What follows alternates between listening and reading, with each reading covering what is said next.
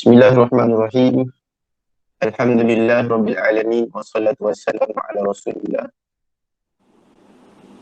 wa ala alihi wa sahbihi ajma'in. Rabbi syrah li sadri wa yassir li amri wa hlul 'uqdatam min lisani yafqahu qawli.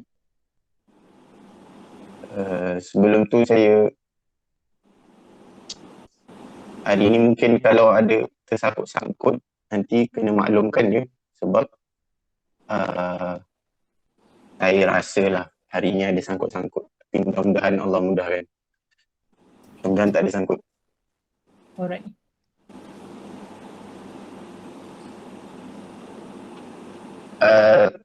InsyaAllah hari ini kita masuk pada ayat yang ke-49 dan 50 yang mana kita membahaskan berdasarkan tafsir Al-Quranil Azim yang disusun oleh Al-Hafiz Abul Fida Ibn Katsir radhiyallahu anhu rahimahullahu ta'ala. Jadi kita telah masuk pada ayat yang ke-49 dan 50, masih lagi membicarakan ataupun mempunyai kesinambungan sejak daripada ayat yang ke-41 dan masih lagi mempunyai kesinambungan dengan ayat yang akan kita baca pada hari ini, iaitulah firman Allah Subhanahu wa taala selepas daripada a'udzu billahi minasyaitonir rajim wa idh najjaynakum min ali fir'aun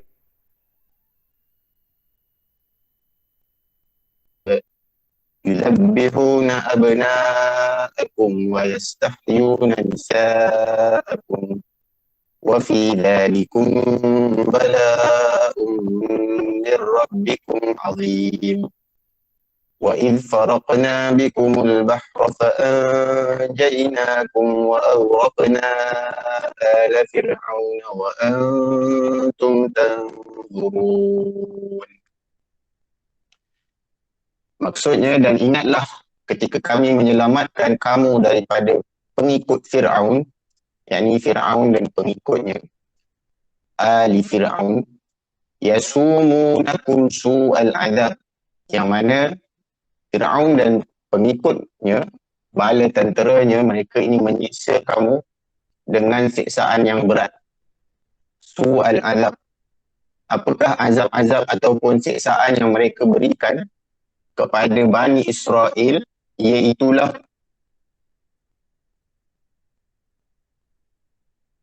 dan membiarkan dan mengabaikan hidup anak perempuan. Maksud anak perempuan dia biarkanlah hidup. Hal yang demikian itu adalah satu ujian yang besar dari Tuhan kamu. Bala'un min rabbikum azim. Bala yang diberikan kepada kamu min rabbikum, dari Tuhan kamu. Azim itu adalah sifat bagi bala, bagi ujian tersebut, bagi bala yang diturunkan itu. Kemudian, dan ingatlah ketika kami membelah laut, faraqna bikumul bahr, membelah laut untuk kamu, fa'anjaynakum, maka kami telah menyelamatkan kamu, dan wa aghraqna ala fir'aun, dan kami telah menenggelamkan Fir'aun dan pengikutnya sedang kamu melihatnya, yakni kamu melihat peristiwa tersebut. Melihat peristiwa tersebut.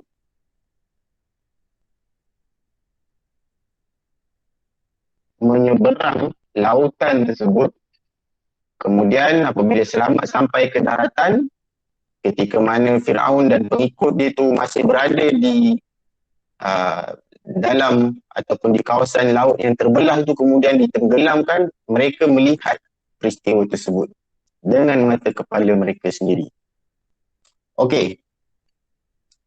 Kenapa Fir'aun membunuh anak lelaki? Kerana sebagaimana yang kita tahu bahawa dia takut adanya lelaki dari kalangan Bani Israel yang akan memusnahkan kerajaan Fir'aun, memusnahkan pemerintahan dia dari kalangan Bani Israel. Jadi, cara yang paling mudah ialah hapuskan anak lelaki yang dilahirkan dari kalangan Bani Israel. Simple. Jadi selamat lah. Tapi yang bagaimana kita faham ataupun kita tahu, nanti kita akan baca juga Musa alaihi salam, dia tidak dibunuh, bahkan dia berada di dalam istana Firaun. Itu nanti kita akan baca pada surah Maryam jika diberi keizinan oleh Allah Subhanahu Wa Taala. Okey. Jadi poin dia dalam ayat ni secara ringkasnya iaitu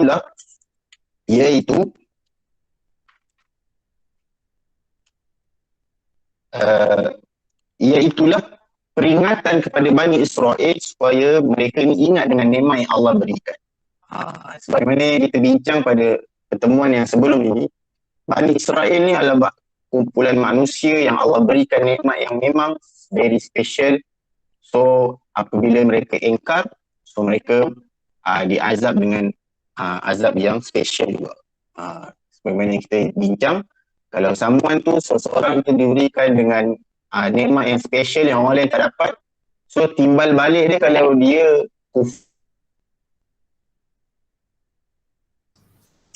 punishment, kalau dia kufur dengan nikmat tersebut, maka dia akan dapat punishment, pembalasan yang special juga sebagaimana nikmat yang special. Jadi Bani Israel ini peringatan mereka diberikan nikmat yang banyak. So antara nikmat yang diberikan kepada mereka ialah terlepas daripada cengkaman Firaun. Setelah mereka ini ditindas, ditekan kehidupan mereka, menjadi golongan yang orang panggil sangat-sangat susah. Bagaimana mereka ni diperlakukan oleh Firaun, iaitulah dengan Firaun membunuh semua anak lelaki, menyiksa mereka dengan menjadikan mereka ni, lelaki-lelaki yang dah dewasa ni, sebagai buruh paksa, menjadi orang suruhan, orang yang memang berada di bawah kasta yang rendah, berada di dalam kasta yang rendah. So itu adalah satu kehinaan bagi mana-mana manusia apabila mereka dianggap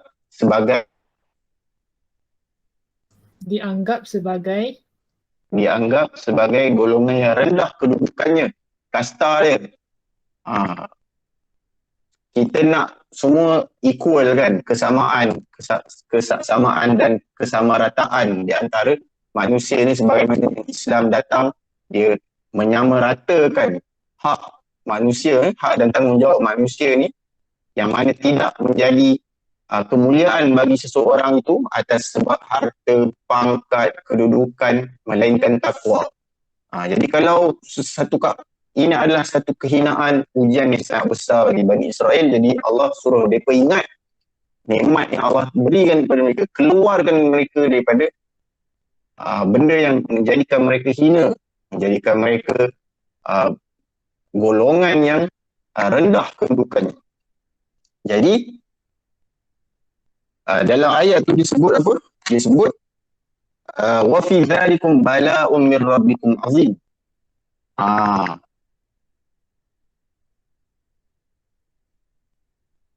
Maksud perkataan bala di dalam ayat tersebut, perkataan bala di dalam ayat ini dia bukan bermaksud musibah yang buruk, sebaliknya bermaksud nikmat yang besar.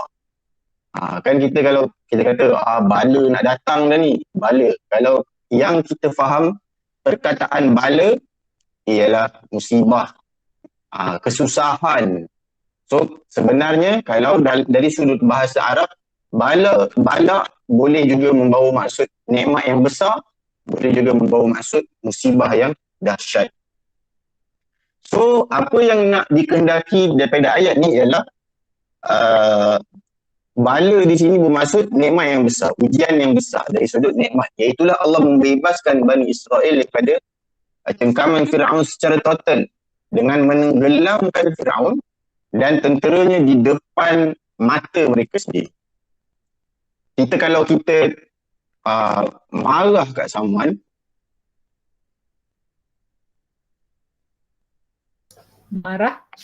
marah ataupun bergaduh dengan seseorang, yang paling memuaskan hati kita apa? Iaitulah apabila kita lihat musuh kita itu terduduk, jatuh dan tewas. Bergaduh. Tapi kalau bergaduh dalam hal-hal yang keduniaan ni tak ada tak maulah. Tapi nak cerita dia bagaimana perasaan seseorang yang seksa kita. Orang tu dia memperhambakan kita. Contohnya penjajah dahulu. Kan, bagaimana mereka buat kat datuk nenek kita dahulu. Dan adalah satu nikmat yang tak terhingga, tak boleh siapa nak lawan dah nikmat ni. Apabila orang yang diseksa, dihina macam ni, dia nampak dengan mata kepala dia sendiri, orang yang dia benci tu jatuh dan musnah. Itu yang Allah sebut dalam ayat ni, wa antum tanzurun.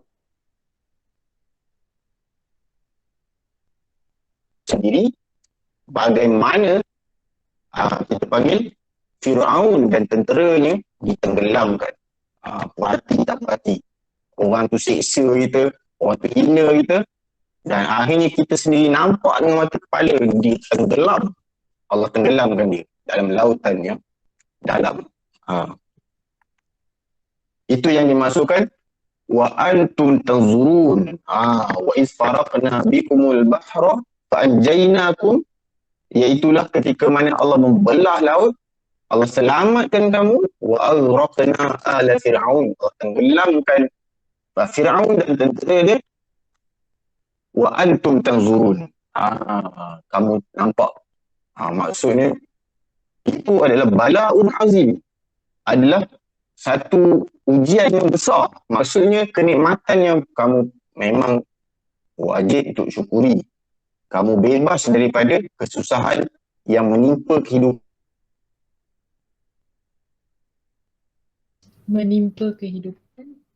Menimpa kehidupan kamu selama ini. So peristiwa tersebut, iaitulah peristiwa Fir'aun dan tenteranya ditenggelamkan itu, dikatakan ataupun diriwayatkan ia berlaku pada 10 Muharram, sehingga kan ia menjadi tarikh penting bagi Yahudi, yang mana mereka juga berpuasa pada hari tersebut, kerana pada hari tersebut Musa alaihissalam dan pengikutnya diselamatkan.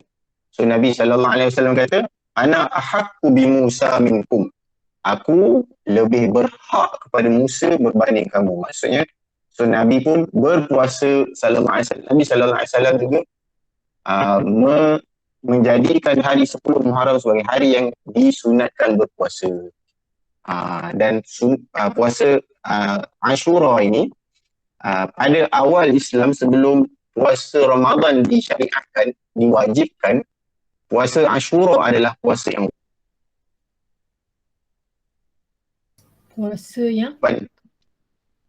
puasa sebelum puasa Ramadan diwajibkan. Sebahagian fuqaha mengatakan bahawa puasa Ashura adalah puasa yang diwajibkan. Kemudian apabila diwajibkan puasa Ramadan, maka puasa Ashura dimansuhkan hukumnya daripada wajib kepada sunat. Lalu untuk membezakan di antara orang Islam dan kumpulan Yahudi, maka Nabi SAW kata, kalaulah aku hidup pada tahun hadapan, la'asumannatta su'a. Kalaulah aku hidup pada tahun hadapan, aku akan puasa 9 Muharram. 9 Muharram untuk berbeza dengan Yahudi. Okey. So secara kesimpulannya, ayat 49 dan 50 ini kesinambungan untuk kita mengambil pengajaran.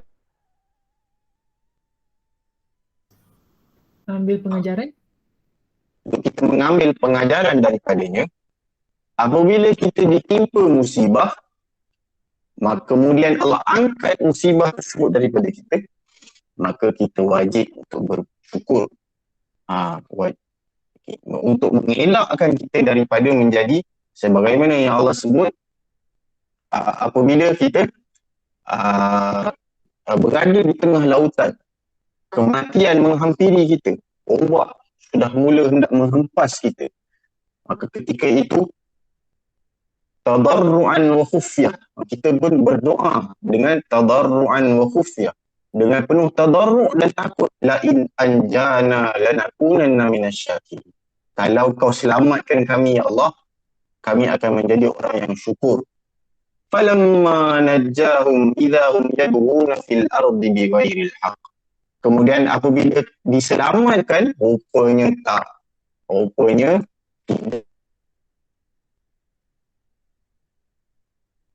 ini melampau batas pula. Apabila diselamatkan, masa susah, dia berjanji, berdoa dengan penuh khusyuk. Kalau aku selamat ya Allah, kalau aku disembuhkan sakit ya Allah, kalau aku dikeluarkan daripada kemiskinan ya Allah, aku akan jadi orang bersyukur, aku akan jadi orang yang banyak bersedekah, aku akan rajin di masjid, macam-macam dia berjanji supaya Allah angkat kesusahan daripada dia. Apabila dia angkat kesusahan, maka dia menjadi orang yang melampau batas di atas muka bumi. Kita tak mau jadi macam tu. So ini adalah konklusi atau kesimpulan ringkas bagi ayat ini, supaya kita ini bersyukur apabila dikeluarkan daripada musibah. Bahkan bukannya kita ketika ditimpa musibah berdoa dengan bersungguh-sungguh, melupakan janji. Berdoa untuk diangkat musibah, lalu apabila musibah telah diangkat, kita lupa janji kita untuk bersyukur. Itu yang ditakuti. Itu yang sangat-sangat ditakuti. Wallahu ta'ala a'lam wa ahkam. Untuk tafsir.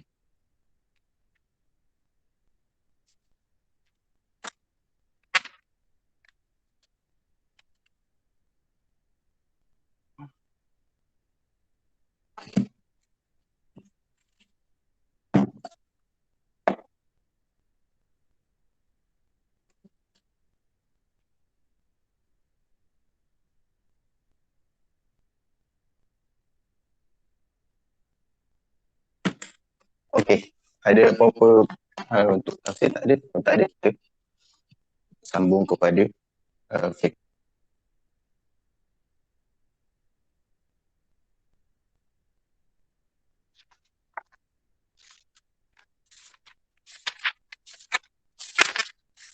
Bismillahirrahmanirrahim.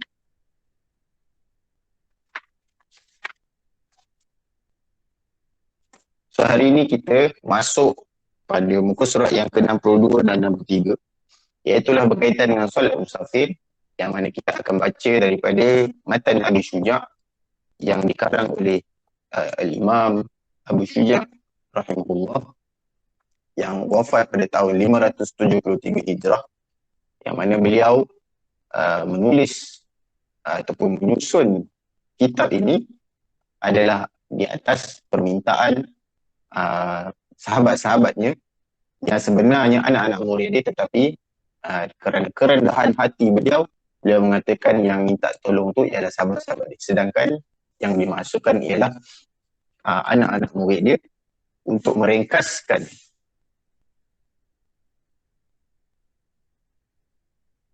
yang ringkas dan mudah untuk diingati.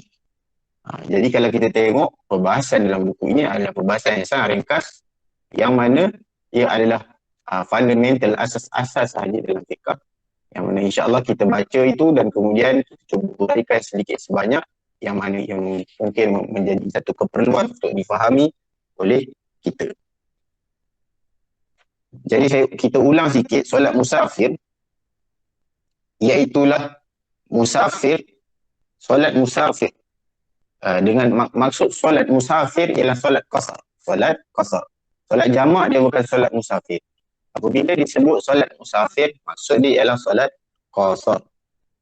Berdasarkan firman Allah Subhanahu wa taala, wa idza darabtum fil ard falaysa 'alaykum junahun an taqsuru min as-salah in khiftum ay yaftinakum alladhina kafaru. Apabila kamu melakukan perjalanan Melakukan perjalanan. Apabila kamu melakukan perjalanan di atas muka bumi, maka tidak mengapa untuk kamu menunaikan solat secara pendek, untuk memendekkan solat. Lalu ditanya oleh Umar radhiyallahu anhu, menjadi satu persoalan. Kenapa? Dia bertanya kepada Nabi SAW, kita telah berada dalam keadaan aman, lalu kenapa masih dibolehkan untuk qasar? Lalu Nabi SAW menyebut, sadaqatun tasaddaqallahu biha faqbalu sadaqatah. Ia adalah satu sedekah yang Allah berikan kepada kita, maka terimalah sedekah tersebut. Berdasarkan hadis tersebut, maka kebanyakan ulama mengatakan bahawa ketika kita bermusafir, yang paling afdal ialah kita menunaikan solat secara qasar, meninggalkan solat tamam. Walaupun solat tamam itu lebih banyak rakaat, Lebih banyak rakaat. walaupun solat tamam itu rakaatnya lebih, tetapi tetap afdal untuk menunaikan solat secara qasar, kerana ia adalah sedekah daripada Allah yang tak wajar untuk tolak. Bahkan sebahagian madhab mengatakan solat qasar itu wajib, tidak boleh ditinggalkan dengan sengaja ketika mana kita bermusafir. Okey, itu secara ringkas dalil pensyariatan solat qasar. Solat qasar. So, solat qasar ini, as long as kita dianggap sebagai musafir, walaupun susah, walaupun senang perjalanan tersebut, maka kita diharuskan untuk mengambil keringanan tersebut. Okey, syarat untuk kita mengqasarkan solat ada 5.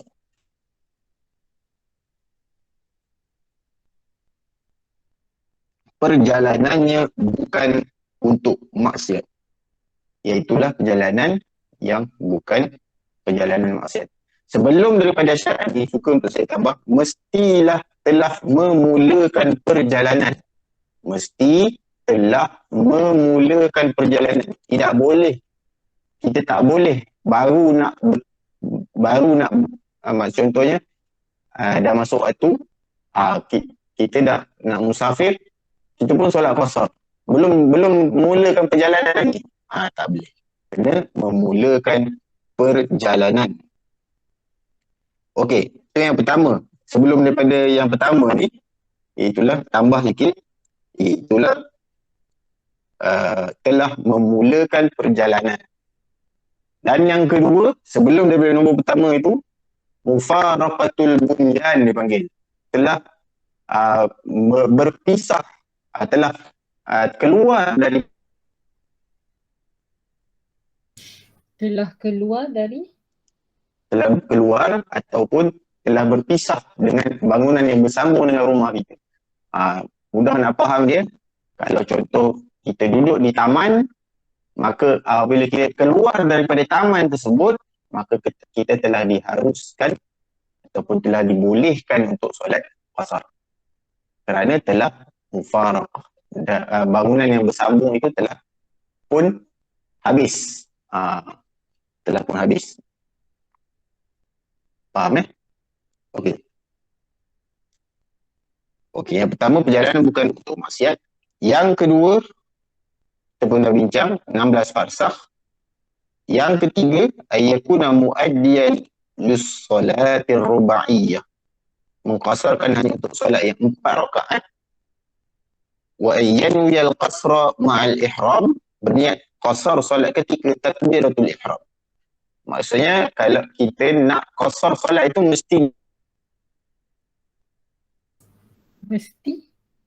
mesti niat ketika takbiratul ihram. Tak boleh kalau dah solat tamam tiba-tiba aku musafir lah, boleh jamak, boleh qasar, boleh, tak boleh, kena ulang balik.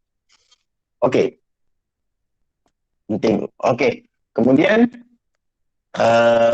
wa alla ya'tamma bimuqim, tidak menjadi makmum kepada orang yang bermukim.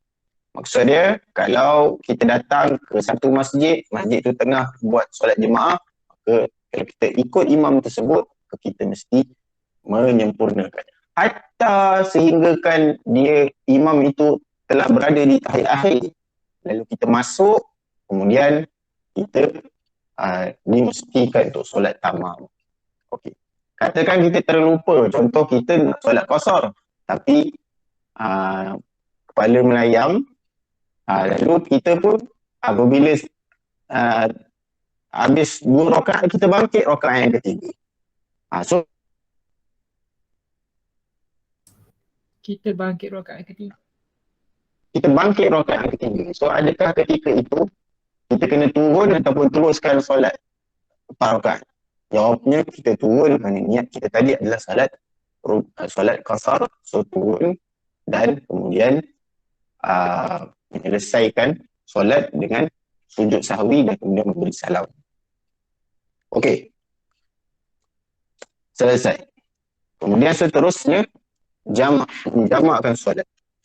So menjamakkan solat ini dia adalah darurah, kerana adanya darurat, adanya keperluan yang mana salah satu keperluan ataupun salah satu sebab yang membolehkan solat dihimpunkan ialah musafir, seorang yang bermusafir. Okey, itu satu daripada sebab. So adakah orang yang tidak bermusafir dia boleh untuk solat di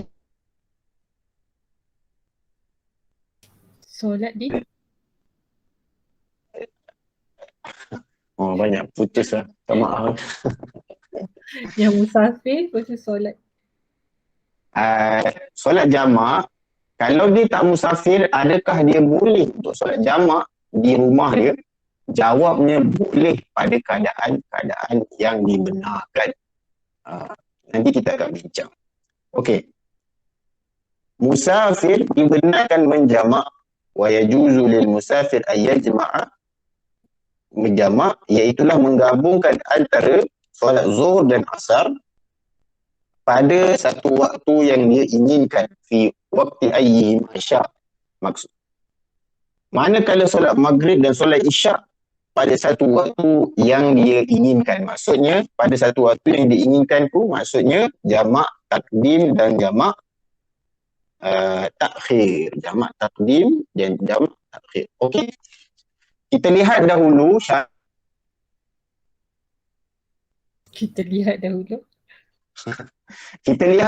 syarat jamak takdim. Syarat jamak takdim. Yang pertama, disyaratkan tertib. Disyaratkan tertib. Maksudnya zuhur dulu baru asar. Maghrib dulu baru isyak. Maksudnya kita nak buat jamak takdim mesti ataupun diwajibkan tertib. Tak boleh solat asar dulu baru zuhur, kerana disyariatkan solat itu mengikut tertib sebagaimana yang disusun ataupun ditentukan melalui sunnah Nabi sallallahu alaihi wasallam. Okay. Yang kedua, niatul jamak. Niat jamak. Niat nak menghimpunkan solat. Iaitulah kita pada solat yang pertama itu kita telah pun mempunyai ataupun telah berniat untuk menghimpunkan satu lagi solat ke dalamnya. Maksudnya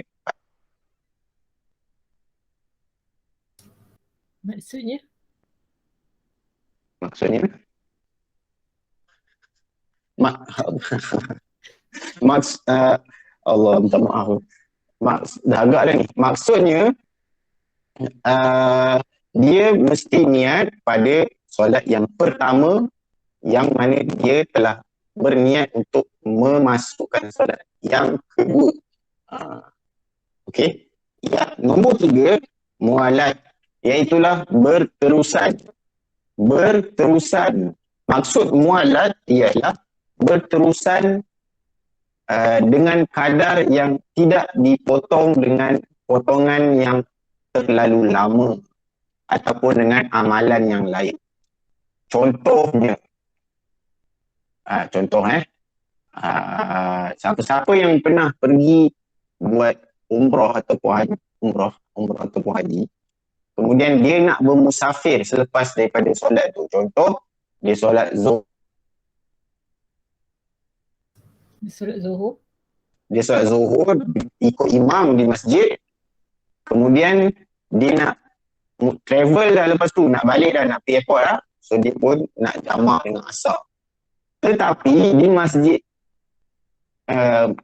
haram ataupun masjid Nabi, biasanya selepas solat akan ada solat jenazah. Jadi kalau kita solat jenazah selepas daripada kita solat zuhur tadi, so bermaksud kita tidak boleh lagi menggabungkan solat asar ke dalam solat zuhur tadi kerana telah tidak ada muhalat. Walau bagaimanapun, kalau kita terlupa, maksudnya kita dah terangkat takbir ikut imam untuk solat jenazah contoh. So ketika itu hentikan dan kemudian sambung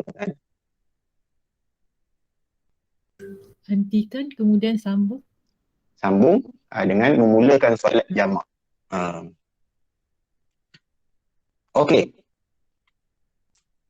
Ataupun kalau kita mempunyai sebab-sebab yang menyebabkan kita perlu untuk keluar, contoh kita nak buang air, maksudnya sebab-sebab yang memang memerlukan seseorang itu ataupun menyebabkan dia tak dapat nak muhalat. Contoh dia sakit perut, terbatal wudu, menjawab salam yang ringan ataupun istighfar 3 kali, kemudian itu adalah hal-hal ataupun pemutusan yang pendek, jadi dia masih lagi dibenarkan. Okey, saya buat contoh ni sebab memang berlaku. Kemudian dia baru tanya selepas daripada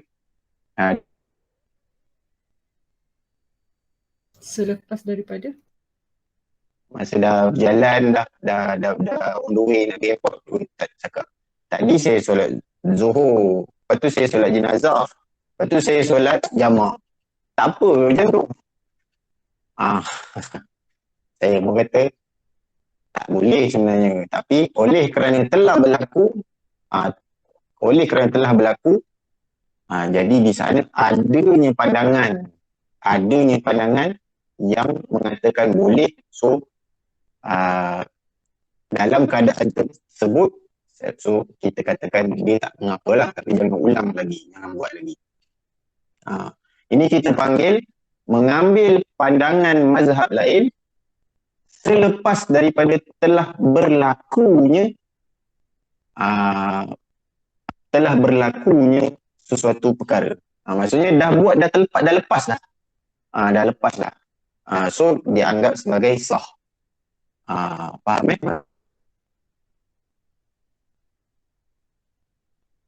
So kalau ada pandangan dalam mazhab lain, maka boleh diambil untuk menyelamat atau memudahkan individu yang ditimpa sesuatu masalah itu. Faham Yang keempat, dawamus safar ila tamamil ihram bitanya. Maksud iaitulah mestilah berterusan berada di dalam keadaan musafir sehingga sempurnanya ihram yang solat yang kedua. Ini maksudnya kalau solat atas kenderaan ni, maksudnya dia bergerak. Tapi kalau sekarang ni kalau bergerak pun kita tak sampai rumah lagi, kita sampai airport masih dianggap sebagai musafir. So yang syarat yang nombor 4 ni nampak macam dalam situasi kita hari ini macam tak berapa susah lah nak dipraktikkan.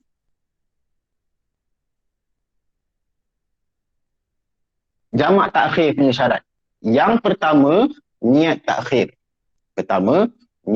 Maksudnya kita mesti niat untuk lewatkan solat kepada solat yang kedua ataupun waktu yang kedua pada waktu yang pertama. Sebab apa? Untuk membezakan di antara kita nak jamak takhir ataupun kita memang malas solat. Maksudnya, kalau kita tak niat, so kita tak tahu yang awak ni nak takhir ke ataupun awak memang malas. So dia akan jadi sama ada takhir ataupun qada. Kalau malas dia jadi qada. Dan berdosa sebab melengahkan solat sehingga keluar waktu. Tak boleh. Memang tak boleh.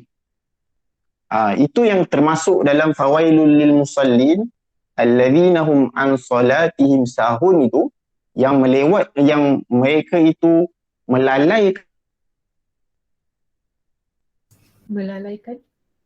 mereka yang keluar. Kalau kita nak takhir, memang kena ada, dia panggil azam, ada qasad, ada azam di dalam hati yang kita memang nak takhir.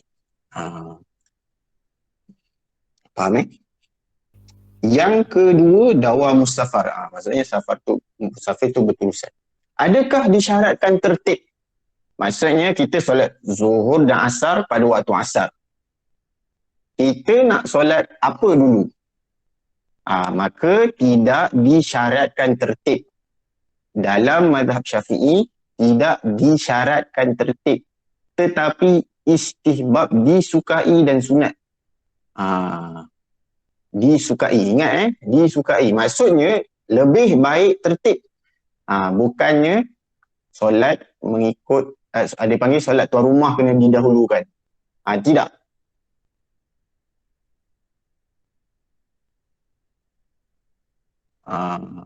Berdasarkan apa? Antaranya adalah berdasarkan yang pertama, ketika mana Nabi SAW solat jamak dan qasar di Muzdalifah, selepas daripada bergerak daripada Arafah ke Muzdalifah, kemudian baginda sampai di situ waktu isyak, baginda solat maghrib dulu baru isyak. Okey, faham itu yang pertama. Kenapa memang perlu ditekankan untuk kita solat apa kita panggil, mengikut tertib. Yang pertama. Yang kedua, kalau kita tertinggal solat, tertidur ke, terlupa ke, so kalau kita nak qada, maka kita dimestikan pada asalnya qada mengikut tertib. Contohnya, kita tertinggal solat asar, tertidur, bangun-bangun, bangkit-bangkit dah azan maghrib.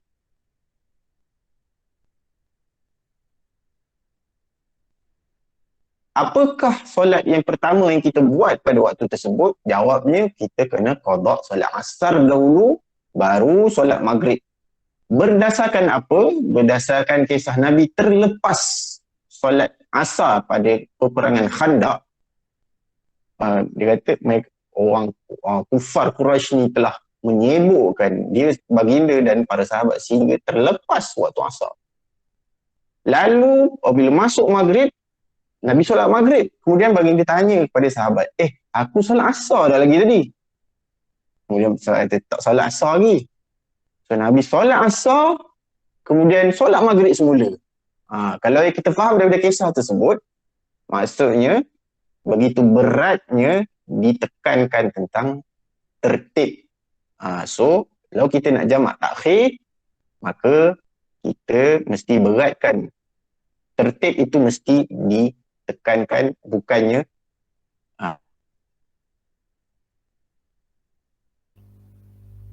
solat zuhur dulu baru solat asar. That means jamak, whether jamak takdim or jamak takhir, dua-dua pun kena yang zuhur dulu baru asar, and then whether maghrib dulu or isyak kemudian. Memang macam tu lah Ustaz, tak kira jamak apa kan? Ya, betul, tak kisah jamak takdim ataupun jamak takhir, maka solat ikut tertib. Cuma kalau jamak takdim wajib, tak sah solat kalau kita mengabaikan tertib. Kalau jamak takhir, sah solat tetapi tidak afdal lah, meninggalkan afdal, iaitulah meninggalkan tertib. Sebab apa? Solat sunat ba'diyah, qabliyah ba'diyah semua Ustaz, kalau kita nak jamak solat fardu, dia ada satu di pertanyaan ni adalah pertanyaan. So jawabnya ialah solat qasar kemudian kamu solat pula. Biasa kalau musafir whether kita jamak ataupun kita qasar sahaja ataupun qasar dan jamak sekali, so tidak ada, kita panggil hikmahnya hilang lah. Kita qasar tu memang nak ambil keringanan daripada 4 jadi 2. So kalau kita solat 2 rakaat qasar dan kita solat pula sunat 2 rakaat, so tak kena, tak bertepatan dengan hikmah solat tu. So solat, kerana itu ketika musafir yang kita selalu dengar hadis Nabi, perbuatan Nabi, solat sunat yang tak ditinggal 2 je. Yang pertama, solat sunat fajar, dan yang kedua, solat sunat witir. Tidak pernah ditinggalkan la fi safarin wala hadar. Tidak pernah ditinggal. Tidak pernah ditinggal. Tidak pernah ditinggalkan walau ketika Nabi bermusafir, mahupun ketika baginda berada di rumah. Okey. Faham? Jadi sebab jamak takhir ni memang ramai orang yang saya jumpa di atas kapal terbang ke, dekat KL Central ke, bahkan sampai ditegur. Dia kata, mana boleh semayang maghrib dulu? Ini kan waktu isyak. Tengok, salah faham dia sampai macam tu sekali. Terbalik sebenarnya. Sepatutnya memang tertib itulah yang afdal dan yang disunatkan pada jamak takhir. Tapi kalau mazhab lain, mazhab satu pandangan dalam mazhab Hambali, mazhab Maliki, dia berkata wajib tertib. So sebagai orang awam, kita panggil, ada satu kaedah, dia panggil keluar daripada khilaf adalah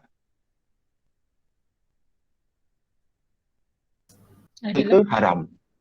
Maksudnya ada satu benda ulama khilaf. Ada satu pandangan kata halal, ada satu pandangan lagi kata haram.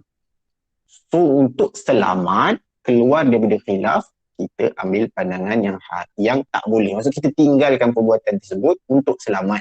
Maksudnya kalau kita tinggalkan pun selamat, tapi kalau kita buat, kita mungkin tak selamat kerana ada pandangan kata haram. Tapi kalau kita tinggalkan, confirm selamat. Tu maksud. Contoh lain, ada kata sah, ada kata tak sah. Macam dalam kes ni.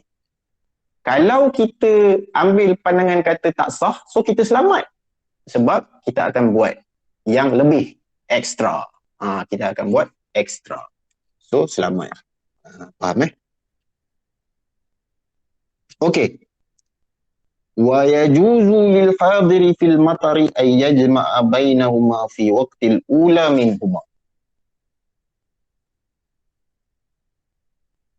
Solat antara keduanya iaitu zuhur dan asar, serta maghrib dan isyak,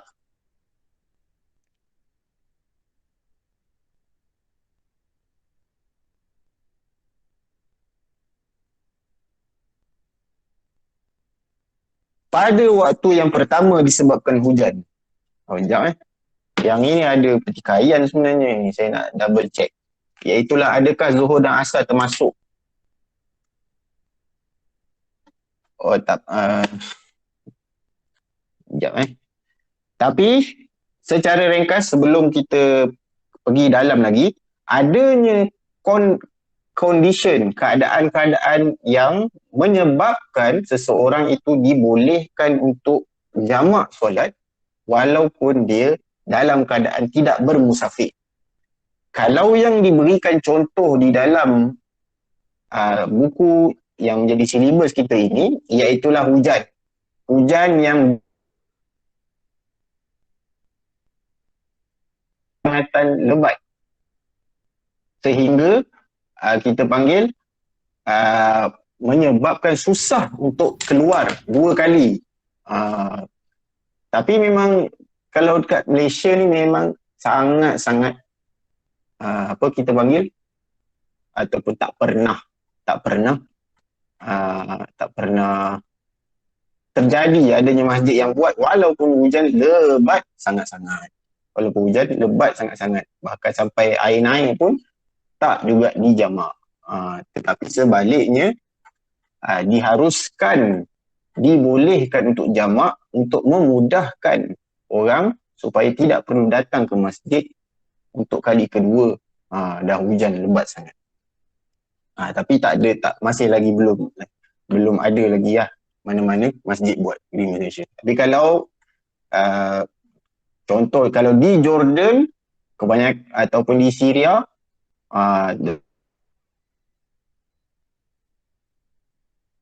dia mengambil hukum hujan juga, maka ada di antara masjid-masjid yang melakukan jamak. Jamak ni jamak tamam jamak tamam. Okey. Berdasarkan ini dan juga ditambah dengan hadis Ibnu Abbas, beliau meriwayatkan bahawa Nabi pernah jamak solat di Madinah min ghairi safarin wala matarin, ataupun min khaufin wala matar. Bukan kerana takut, bukan kerana hujan. Maksudnya baginda solat jamak begitu sahaja. So para ulama mengatakan bahawa daripada peristiwa itu bukan maksudnya boleh nak suka hati jamak, tetapi Nabi nak ajar bahawa ada keadaan-keadaan yang dibenarkan untuk jamak. Contoh dia apa? Contoh dia yang paling mudah hari ni, kalau seorang yang uzur sakit. Uzur sakit? Orang yang sakit uzur lah, sakit. Susah dia nak bergerak, susah dia nak ambil wuduk, susah segala macam susah. So di situ dia diharuskan, dibolehkan, diberi keringanan untuk menunaikan solat secara jamak. Kalau lain-lain, kalau kita tengok fatwa-fatwa terbaru terkini, contohnya doktor yang sedang sedang melakukan pembedahan, contoh. Begitu juga pasien itu sendiri. Pasien tu dia sedar sebelum dioperate. Tapi dia akan melangkau, contoh. So dia jamak juga solat dia sebelum dia dipengsankan, ditidurkan. Begitu jugalah keadaannya, contohnya mereka yang berada ataupun contoh ni walaupun mungkin tak berlaku dalam kalangan kita, ataupun yang bekerja dengan orang bukan Islam yang tak bagi kita waktu berhenti untuk solat. Hanya ada satu waktu saja dia bagi, kemudian tak boleh berhenti, tak boleh pergi mana, memang kena duduk kat depan mesin ke apa ke. So ketika itu adalah situasi-situasi yang dibenarkan untuk seseorang menjamakkan solat dia. Wallahu ta'ala a'lam. Ada apa-apa soalan? Assalamualaikum Ustaz. Waalaikumsalam. Ustaz nak tanya pasal jamak dan kausar ni, ada yang menyatakan bila kita sampai di sesuatu tempat, bila kita bermusafir, ada yang kata 3 hari suci, 3 hari bersih. Suci ya Ustaz? Ke bersih? 3 hari apa Ustaz? Nak cakap 3 hari. 4 hari. Alright, saya faham. Bersih. Ya, bersih ke suci? Saya faham. Maksudnya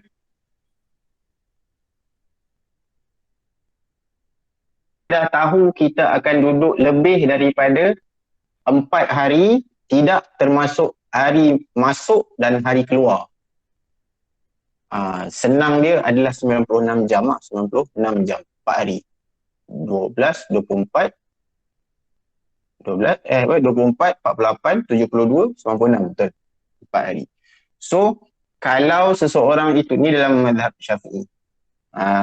kalau seseorang itu dia memang dah plan dah.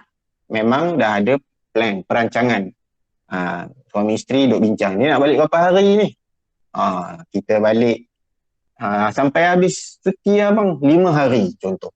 So dia dah tahu dia akan berada di kampung dia 5 hari. So dia tidak boleh jamak dan qasar bermula daripada dia sampai ke destinasi. So dia hanya boleh jamak Putus Ustaz. boleh. Hanya boleh jamak. Hanya boleh jamak dalam perjalanan, tak boleh jamak ketika mana dia telah sampai ke destinasi, iaitu rumah mak dia di kampung contoh. Faham tak? Sebab dia telah berniat dari awal untuk berada di rumah orang tuanya lebih daripada 4 hari. Faham Okey. Kalau faham, saya masuk next pula. Lebih daripada 4 Ya. hari tu dah tolak waktu perjalanan pergi dan balik ke macam mana Ustaz? Ya, betul. 4 hari tak masuk hari masuk dan hari keluar. Contohnya, dia balik rumah mak dia hari Sabtu, contoh. So, hari Sabtu itu tidak dikira 1 hari. Itu hari masuk. Kalau dia sampai, contohnya dia sampai pada petang ke, so Sabtu tak masuk. So, kira hari pertama tu Hari pertama. Hari pertama ialah Isnin, Selasa, Rabu, Khamis. So dia nak balik hari Ahad. Dia dah rancang dah 5 hari maksudnya. Daripada hari Sabtu. Hari Sabtu kita cuti seminggu kan. Contoh. Hari Sabtu dia balik kampung. Hari Ahad depan baru dia nak balik semula ke rumah dia. Okey. Yang itu berapa hari? Ahad, Isnin, 8. Selasa, Rabu, Khamis, Jumaat, Sabtu. 7 hari. So lebih daripada 4 hari. So dia tidak boleh solat jamak dan qasar bermula pada hari pertama dia, ketika mana dia sampai dah terputus hukum musafir kepada dia kena solat tamam. Oh, faham. Terima kasih Ustaz. Dia balik hari Sabtu. So Sabtu dia balik kampung, dia mula ke perjalanan, tapi hari Sabtu juga dah sampai. Mana ada kat Malaysia ni balik, melainkan balik malam lah. Balik siang sampai 1 hari, insyaAllah kecuali balik Kelantan raya pertama lah. Okey. Contoh dia balik Sabtu, dia sampai juga Sabtu juga. So Ahad, dia kata kita nak balik 4 hari dah lah, 4 hari. Ahad, Isnin, Selasa, Rabu. Khamis tu dia memang dia nak balik dah ke rumah dia semula. So dalam tempoh tu dia boleh jamak dan qasar. Jadi bolehkan. Sebab 4 hari maksimum tak termasuk hari masuk dan hari keluar. Faham Okey, tu maksudnya situasi yang mana dia dah merancang perjalanan. Bila nak balik, bila nak kembali semula. Yang kedua, situasi kedua.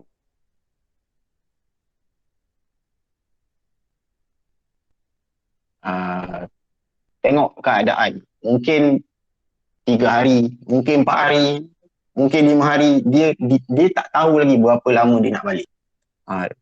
Dia tak tahu. Kalau ada urgent, emergency yang menyebabkan dia kena ni, dia pun balik semula ke rumah. Contoh.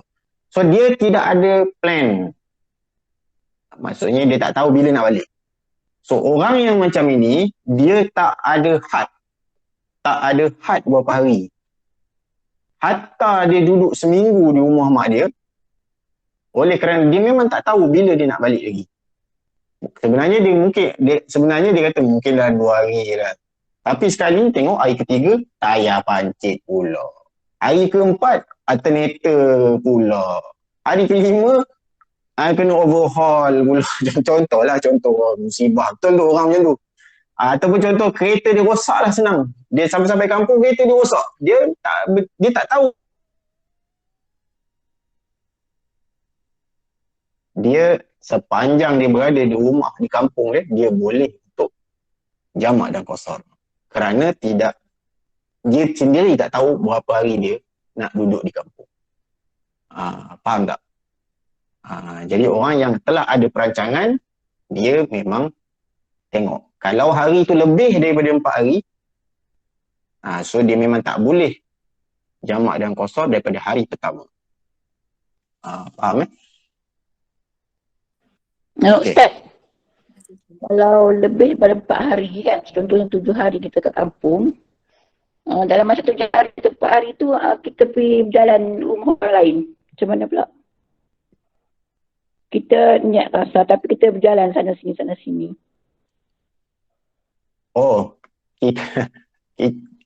Kita balik kampung tapi kita berjalan ke sana ke sini pula. Perjalanan kita betul. Yang ke sana ke sini tu,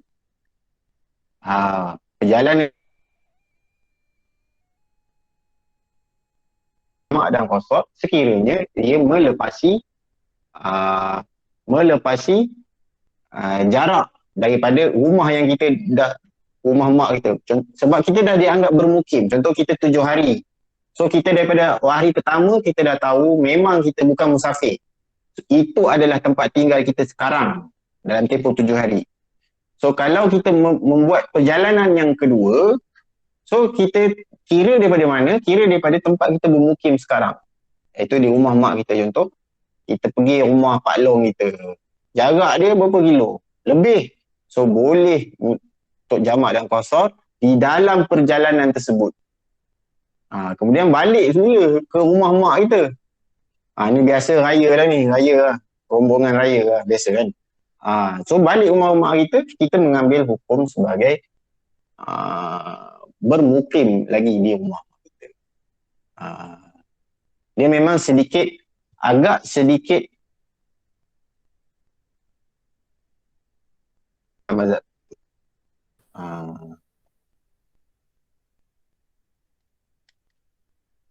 Lagi? Ustaz nak tanya, kalau kita nak mulakan musafir, sorry. Kalau kita nak mulakan musafir, contoh Zuhur lah. Sebelum masuk Zuhur kita dah bergerak, itu tak ada masalah lah. Maknanya dalam perjalanan kita boleh buat jamak kasar.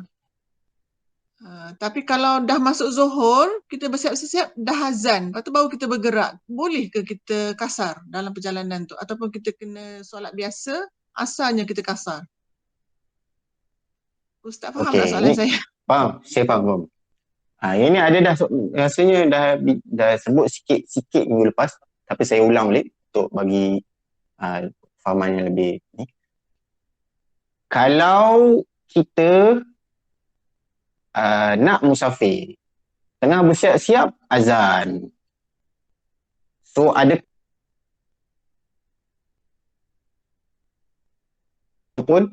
walaupun kita selepas azan kita bergerak keluar, so adakah kita boleh solat qasar atau wajib solat tamam? Okey. Itu kan betul? Soalan dia. Betul. Okey. Jawapan dia ialah menurut majoriti ulama, menurut majoriti mazhab, kecuali satu pandangan dalam mazhab Hanbali, orang yang sedemikian dibolehkan untuk qasar walaupun dia memulakan perjalanan setelah masuk waktu. Kerana apa? Kerana yang diambil kira ialah adalah situasi dia ketika dia nak solat, bukannya ketika mana masuk waktu.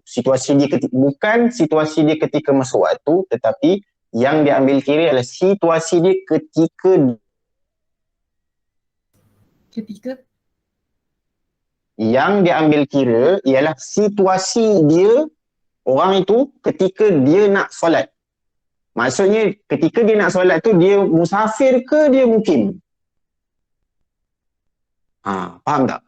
So kalau dia dah dikira musafir, dia dah dibolehkan untuk qasar, jamak dan qasar. Faham Sama situasi dia macam ni. Kita dah nak balik. On the way back to home. Okay. Kemudian masuk waktu kita dalam perjalanan lagi. Contoh masuk waktu, contoh masuk waktu Zuhur. Kita dalam perjalanan ni. Kalau kita jumpa masjid, kemudian kita solat jamak, solat qasar dan kita jamak sekali dengan asar, sebelum kita sampai rumah ataupun sampai kawasan rumah kita,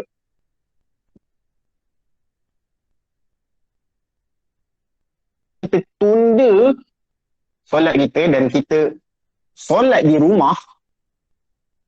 Maksudnya dah sampai rumah tu ada waktu lagi. Zuhur tu ada waktu lagi. Walaupun dah hujung-hujung. So ketika kita sampai rumah, boleh tak kita qasar? Jawabnya boleh ke tak? Kalau ikut penerangan tadi dah sampai tak boleh. Ya, tak boleh, betul. Kerana tak boleh. Sebab apa tak boleh? Kerana yang diambil kira ialah situasi dia ketika dia nak solat. So ketika dia solat, dia musafir ke dia mukim dah sampai rumah? Jawabnya dia dah mukim. So dia kena solat sebagai seorang yang bermukim. Tak boleh solat sebagai orang yang bermusafir. So sama situasi dia. Tadi kita nak keluar, kemudian kita solat qasar walaupun dah masuk waktu. Kerana kita nak solat. Faham tak? Kalau tak faham, kena tanya ni. Kena sampai faham. Okey. Kesinambungan daripada tadi, kalau contoh kita on the way back, kita dah solat, contoh Zuhur Asar, kita dah jamak. Kemudian sampai ke rumah, tak masuk maghrib lagi. So ada waktu asar lagi. So adakah wajib untuk kita solat asar?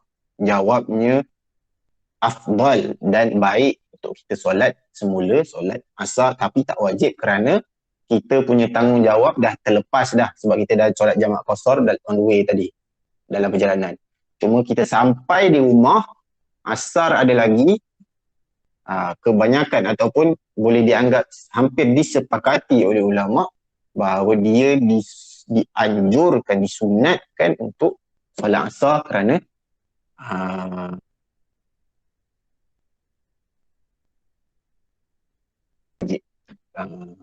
lebih-lebih lagi kalau kita sampai-sampai tu, contoh orang lelaki sampai-sampai masjid tengah semayang lagi. Aku dah jamak dah tadi. Dia untuk mendapat pahala jemaah. Wallahu a'lam. Ada apa-apa lagi? Boleh lagi. Ustaz, kalau yang kita tak bermukim, yang kita travel macam 2 hari kat sini, 2 hari kat situ. Sebenarnya terus. Yang itu berterusan dia sebagai musafir. Yang itu berterusan. Ada limit lepas berapa hari tak ada. Walaupun kita dah plan Ustaz, okay, kita kat sini 2 malam, kat sana 2 malam, then the next day 2 malam. Still tak ada bersyarat macam tu ke? Ya, sebab kita tak ada tempat, memang kita tak berada di satu tempat, kita panggil tak berada di satu tempat dalam tempoh yang lebih daripada 4 hari.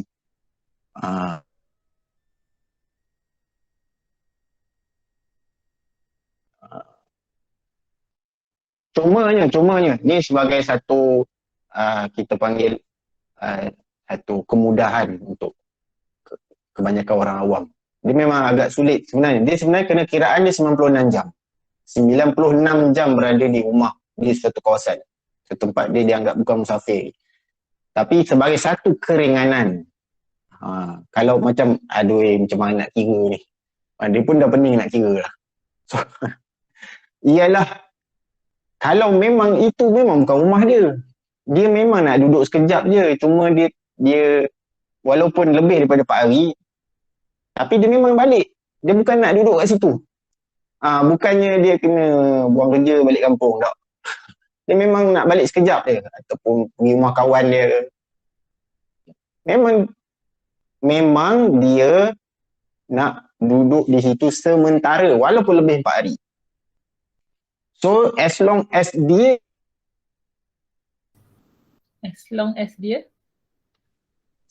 selagi mana dia ni tahu yang aku memang bukan nak duduk sini sampai bila-bila ataupun nak stay sampai berbulan-bulan, tak.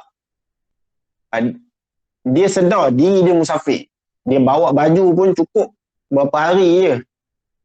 So orang macam ni, kalau kita jumpa, kita akan kata dia ni apa, contoh traveller orang US datang kan, backpackers, dia duduk KL 10 hari, duduk kat kita akan kata dia ni traveller. Kita tak akan kata dia ni memang nak duduk Malaysia.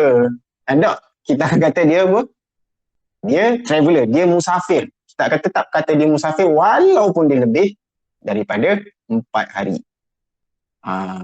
Ini saya bukan suruh bermudah-mudah, tetapi ini bagi kalau alamak berapa kan pening payah nak kira, nak telefon, nak tanya ustaz, payah nak tanya siapa ni. So di sana ada pandangan yang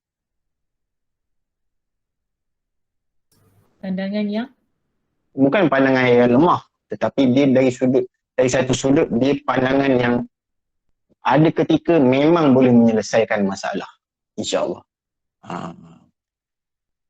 Contoh dia lah, contoh yang paling selalu lah, contoh orang yang berada di Mekah pergi buat umrah, dia duduk di Mekah tu 6 hari, dia tahu dah dia duduk 6 hari, tapi tak ada siapa akan kata awak ni memang nak duduk Mekah selama-lamanya ataupun berbulan-bulan, tak. Walaupun lebih daripada 4 hari, orang akan kata dia ni traveller. Betul tak? Ada tak orang yang akan nampak jemaah yang duduk solat di Masjid Haram tu, orang Malaysia dengan name tag, kita akan dikata dia ni traveller ke dia ni mukim orang Mekah? Cuba jawab. So, kita akan kata dia musafir kan? Kita akan kata dia musafir. So kalau kita sendiri dengan mata kita tahu dia ni musafir, so that mean dia boleh mengambil boleh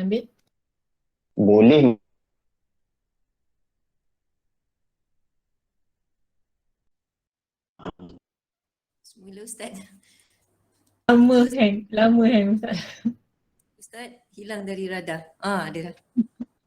Hilang lagi.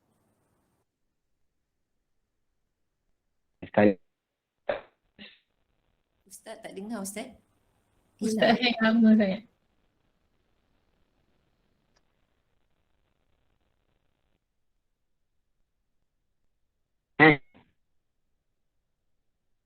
Allah. Ustaz dah musafir dah. Sekejap. Okey tak? Dengar tak? Okey. Ya Ustaz.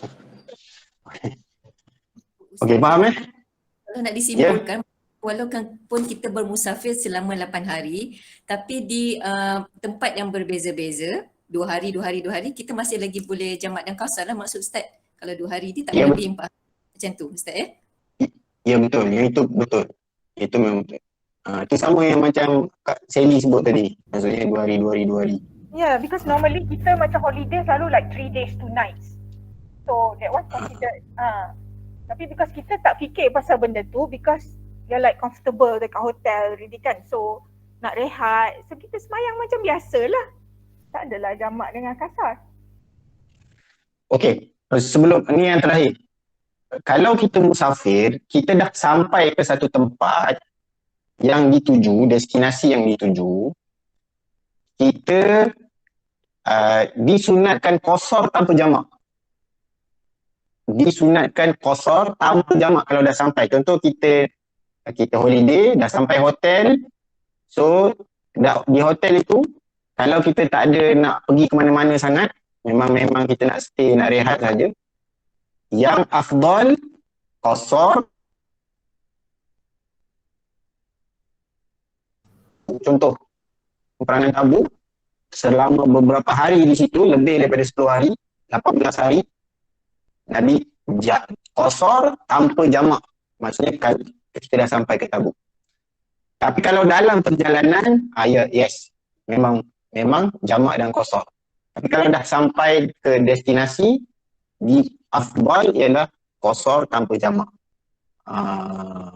Macam Kak Syed disebut tadi, dah selesa dah. So kita solat macam biasa. Maksud dia kita solat macam biasa iaitu qasar tanpa jamak. Kenapa kita aku dah ada kat hotel dah selesa, kenapa nak qasar? Kita qasar bukan sebab kita bukan masalah kita rajin sembahyang 4 rakaat, bukan masalah rajin ke malas. Sembahyang 2 rakaat lah, qasar malas. Bukan sebab malas, tapi sebab yang itu yang afdal. Walaupun sikit. Jamak tu sebab kalau ada halangan kan Ustaz. Sebab ni tak ada halangan, kita kasar saja. Betul. Walaupun boleh sebab kita dianggap musafir lagi, dah sampai dah. Walaupun kita jangan musafir dan boleh jamak, tapi sebaiknya tak jamak. Kerana dah tak ada keperluan sangat. Dah sampai, dah relax. Faham Okey. Saya rasa cukup setakat tu dulu untuk petang ni. Wallahu ta'ala a'lam wa ahkam. Subhanallah wa bihamdika asyhadu an la ilaha illa anta astaghfiruka wa atubu ilaik. Wal 'asr innal insana lafi khusr illa alladhina Bismillahirrahmanirrahim. Alhamdulillahirabbil alamin wassalatu wassalamu ala Rasulillah wa ala alihi washabbihi ajmain. Allahumma faqihna fid din wa 'allimna ta'wil wa hdina ila siratikal mustaqim.